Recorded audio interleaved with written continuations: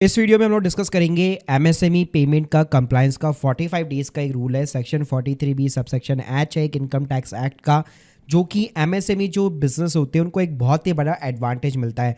तो ये किन के ऊपर एप्लीकेबल होता है, किन के ऊपर एप्लीकेबल नहीं है, अभी 31 मार्च आने वाला है, तो क्या एक्शन आपको लेना चाहिए, पेमेंट की टाइमलाइन, डिसअलाउ के रूल्स एग्जाम्पल के साथ मैं समझाऊंगा, प्लस बिजनेस पे क्या इंपैक्ट पड़ेगा इसका।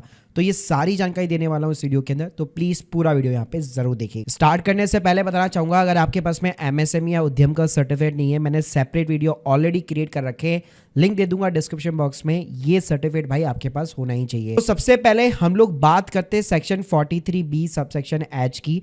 तो ये एप्लीकेबल किन के ऊपर एप्लीकेबल होगा, तो देखिए इसके लिए कुछ कंडीशंस मीट होनी चाहिए। एक तो जो सप्लायर है वो उद्यम पोर्टल के ऊपर रजिस्टर होना चाहिए, उसके पास में एमएसएमई का सर्टिफिकेट होना चाहिए, प्लस वो माइक्रो या स्मॉल एंटरप्राइज के अंदर आना चाहिए।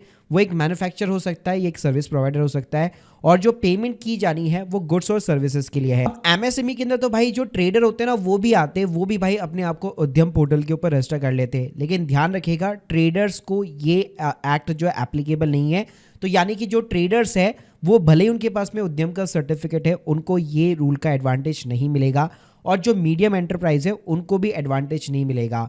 और प्लस आप एक ऐसे बिजनेस हो, और मान लीजिए सामने वाला एमएसएमई है और आप खुद एक छोटे बिजनेस हो बेसिकली, और आप अपनी आईटीआर इनकम टैक्स रिटर्न जो है प्रेजेंटेटिव टैक्सेशन 44 एडीए के अंदर फाइल करते हो, अल्टीमेटली आईटीआर 4 वगैरह फाइल करते हो, या आईटीआर 3 में भी प्रेजेंटेटिव टैक्सेशन अडॉप्ट कर रखा है आपने, तो ये रूल आपके ऊपर एप्लीकेबल नहीं होगा।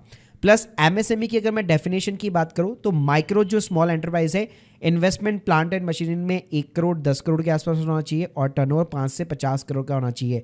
मीडियम एंटरप्राइज को इसके अंदर ध्यान रखिएगा एक्सक्लूड किया गया है। अब देखो, अगर मैं पेमेंट टाइमलाइन की बात करूं तो अगर रिटर्न के अंदर एग्रीमेंट है तो 45 डेज के अंदर हो जानी चाहिए, विदाउट रिटर्न एग्रीमेंट 15 डेज के अंदर यहाँ पे पेमेंट हो जानी चाहिए। अब इसका एग्जाम्पल देना चाहूँ, जैसे लेट सपोज अभी 20 जनवरी का कोई इनवॉइस है, आपने मान लीजिए 5/3/2025 तक उसकी ड्यू डेट थी यहाँ पे as per the MSME act, आपने 4/3 को उसकी पेमेंट कर दी, यानी ऑन और बिफोर ड्यू डेट आपने पेमेंट कर दी, तो इस एक्सपेंस का जो अलाउंसेस है, डिडक्शंस है, बेसिकली आपको अलाउ कर दिया जाएगा फाइनेंशियल ईयर 24 और 25 के अंदर। ऐसे ही मान लीजिए कोई एक ऐसा इनवॉइस था बेसिकली जिसकी जो एमएसएमई एक्ट के अकॉर्डिंग ड्यू डेट जो थी वो 5 मार्च 2025 थी, लेकिन आपने पेमेंट किया सीधा मार्च के बाद में, ठीक है, 10 अप्रैल 2025 को, तो ये फिर ना आपको नेक्स्ट फाइनेंशियल ईयर के अंदर अलाउ किया जाएगा, करंट फाइनेंशियल ईयर के अंदर इसकी डिडक्शन आपको नहीं मिलेगी।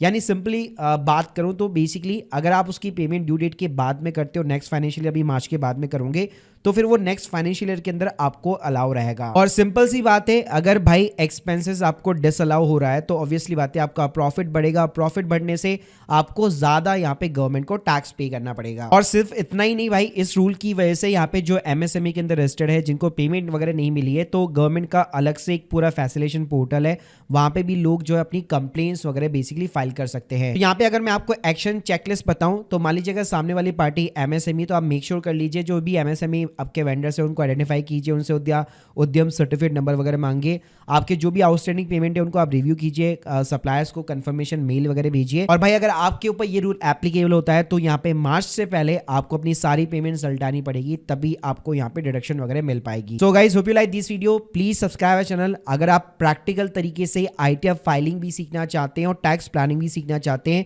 Please check out our master class, link in the description box, जिसके अंदर 9 सालों का मैंने अपना एक्सपीरियंस पूरा डाला हुआ है। बाकी अगर आप लोग के कोई भी डाउट्स है कमेंट बॉक्स के अंदर जरूर बताइएगा। Thank you guys, thank you very much.